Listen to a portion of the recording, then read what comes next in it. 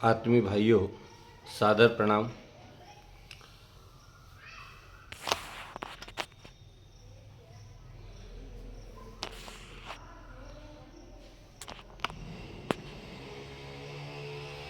भाइयों बहनों, आज हम जिस प्रसंग पर चर्चा कर रहे हैं, एक राज्य में एक युवक रहता था। उसका नाम मस्त राम था। जैसा नाम वैसा ही उसका जीवन भी था। सदैव प्रसन्न रहना, मस्त रहना, मस्त राम लोग उसको पुकारते थे। और बड़ा ही नेक दिल इंसान था। हर व्यक्ति की मदद करने के लिए तत्पर रहता था। चाहे जो उसको अपने सहयोग में बुलाते, वो सहयोग करता, मदद करता और बढ़िया शानदार जीवन जी रहा था, आनंद और संतोष का जीवन। एक बार एक सेठ की उसने मदद कर दी, तो उस सेठ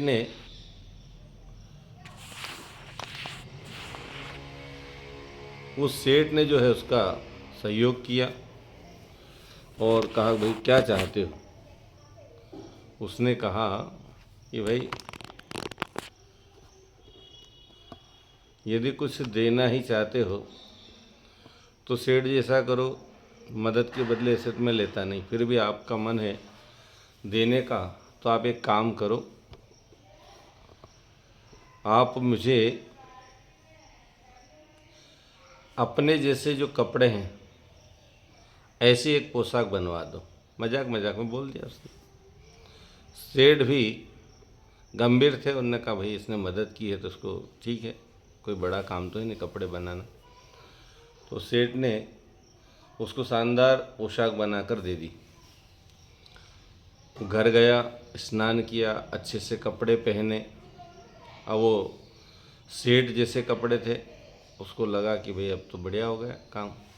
बाज़ार में निकला, एक किसान मिला। उस किसान ने उससे पूछा कि भैया ये बता, मैं कैसा लग रहा हूँ?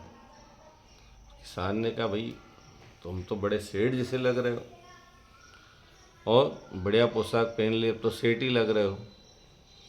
उस नौजवान मस्तराम ने कहा, सेठ मेरे आगे क्या लगे, ऐसे कई सेठ आते हैं। मेरे पास तो ऐसा खजाना है जो इस देश के राजा के पास भी नहीं है। अब जैसे उसने ऐसा बोला, तो जो किसान था, किसान वास्तव में राजा का भेष बनाकर खड़ा था।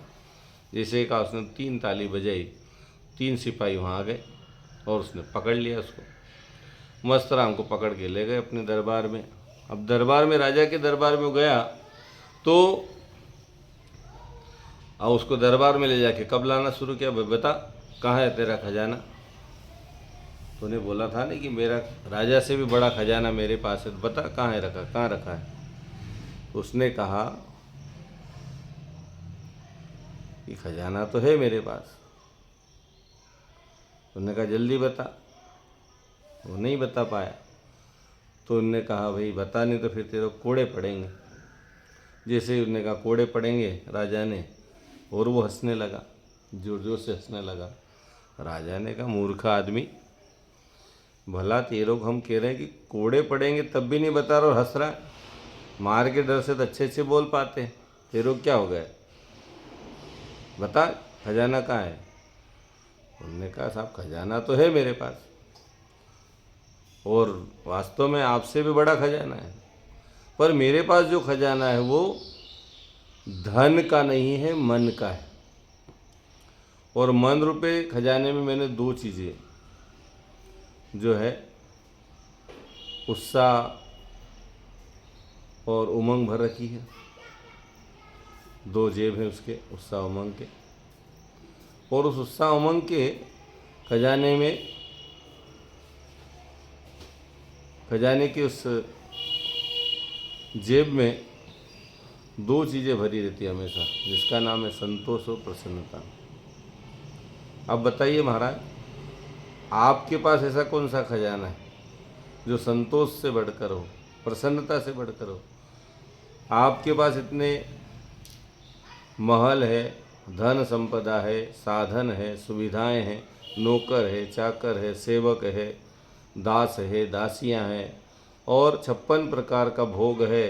एक से एक बढ़कर आपके पास सोने के लिए बिस्तर है, घूमने के लिए एक से एक सवारियां हैं आपके पास, लेकिन आपके पास संतोष है, प्रसन्नता है?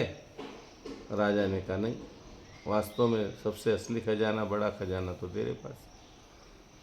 तो उस मस्त राम ने कहा मेरे पास धन न हो कोई बात नहीं, लेकिन मेरे पास जो है वो मेरे को बहुत सुकून देता है, मैं प्रसन्न रहता हूँ, हर पल हर घड़ी हंसता रहता हूँ, मुस्कुराता रहता हूँ, प्रसन्न रहता हूँ और संतोष है। इसलिए संतोष धन से बड़ा कोई धन नहीं कहा गया है। और परम पूज्य गुरुदेव ने भी कहा है कि प्रसन्न रहने के 2 उपाय, आवश्यकताएं कम करें और परिस्थितियों से तालमेल बिठाएं। आज आदमी की आवश्यकताएं अनंत हो गई और जहाँ आवश्यकताएं बढ़ेगी संतोष कहाँ से आएगा? आवश्यकताओं का कोई अंत नहीं। इसलिए अपनी आवश्यकताओं कम करें और विषम परिस्थिति हो या सम हो, अनुकूल है प्रतिकूल हो, उसमें तालमेल बनाने की कला को विकसित करें, तब जाकर हम सुखी स्वस्थ निरोग हो सकते हैं, प्रसन्न हो सकते हैं और प्रसन्न रह सकते हैं। धन बड़ा हो न हो, साधन बड़े हो न हो, लेकिन 2 संपत्ति मनुष्य के पास जो है वो है संतोष और प्रसन्नता। वो हमारे अंदर आना चाहिए। प्रसन्न तभी रह पाएंगे, खुशी तभी रह पाएंगे जब हम अपनी परिस्थितियों को तालमेल की ओर ले जाएंगे और अपनी आवश्यकताओं को सीमित करेंगे या कम करेंगे। भाइयों बहनों, आज की इस कथा से, इस कहानी से प्रेरणा ले कि जीवन में संतोष, धन और प्रसन्नता 2 हमेशा बनी रहना चाहिए।